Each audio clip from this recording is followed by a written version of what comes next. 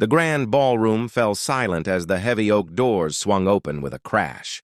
200 elegantly dressed guests turned in unison, champagne flutes frozen midway to lips, as a small figure stumbled through the entrance. He was just a child, no more than 9 years old, his sneakers caked with mud, his oversized jacket torn at the shoulder. But it wasn't his disheveled appearance that made the bride gasp and drop her bouquet. It was the bundle he carried in his trembling arms, a newborn baby, wrapped in what looked like a dirty beach towel, crying with the desperate wail of hunger and cold. Marcus Chen had been standing near the appetizer table when the boy burst in, and he would later tell reporters that he'd never seen such raw determination in a child's eyes. The boy's chest heaved with exhaustion, his face streaked with tears and grime as he scanned the crowd of strangers with something between hope and terror. The wedding coordinator moved to intercept him, but the boy's voice cut through the shocked silence like a knife. "Please," he gasped, his voice breaking. "Please, somebody help her. She's so cold, and I don't know what to do anymore." The groom, Thomas Whitmore, a pediatric surgeon at County General, was already moving. His bride, Sarah, a NICU nurse, was right behind him, her white dress flowing as she rushed forward. The carefully choreographed celebration, months of planning, thousands of dollars. 200 guests, all of it, evaporated in an instant, as the couple dropped to their knees in front of the exhausted child. "It's okay, son," Thomas said gently, carefully taking the baby from the boy's shaking arms. "You did the right thing. You found help." As Sarah quickly assessed the infant, a girl, perhaps 3 weeks old, severely dehydrated but breathing, the boy finally collapsed to his knees.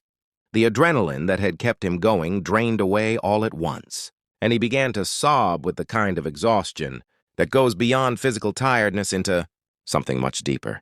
"What's your name?" Sarah asked softly, wrapping the baby in her own cashmere shawl while Thomas called 911.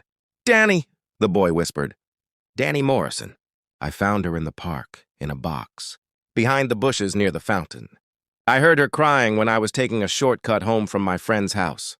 The guests had begun to murmur, some reaching for their phones, others simply standing in stunned silence. But Danny wasn't finished. As the color slowly returned to his face and someone handed him a glass of water, he began to explain the journey that had brought him crashing through the doors of the Riverside Country Club. He'd found the baby 2 hours earlier, just as the sun was setting. At first, he thought it was a kitten. He'd heard mewing coming from behind the oleander bushes. But when he pushed through the branches, his flashlight revealed something that made his blood run cold: a cardboard box, the kind that holds copy paper, lined with a thin blanket. Inside was a baby girl, her lips turning blue, her cries growing weaker. "I tried calling 911, Danny said, his voice steadier now but still trembling. "But my phone was dead. I'd been playing games on it all day." His face crumpled with guilt at this admission. And the park was empty.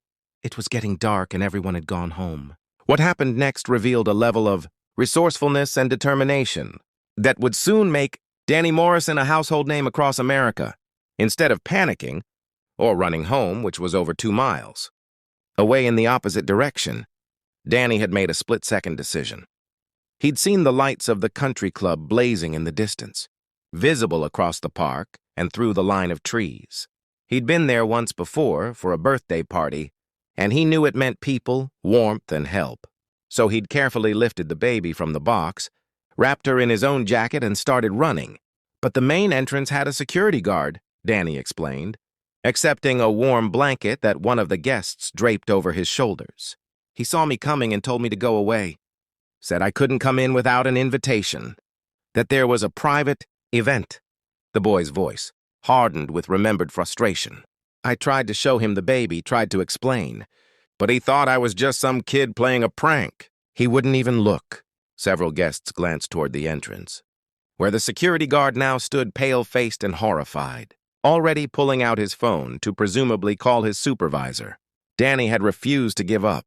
While the guard turned away to wave through an arriving car, Danny had circled around to the service entrance near the kitchen. That door was locked. So was the pool entrance.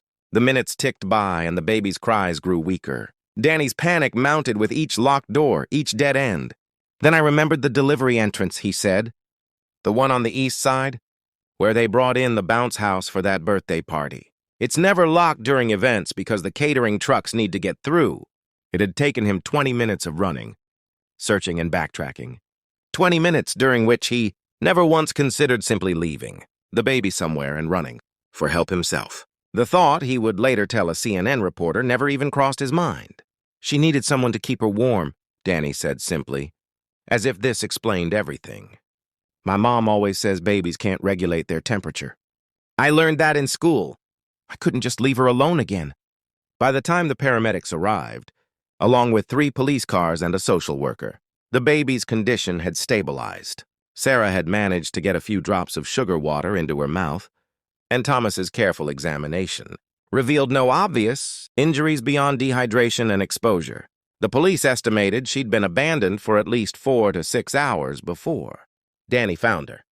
Another hour or two, Thomas told the assembled crowd, his voice thick with emotion, and we would have been looking at a very different outcome.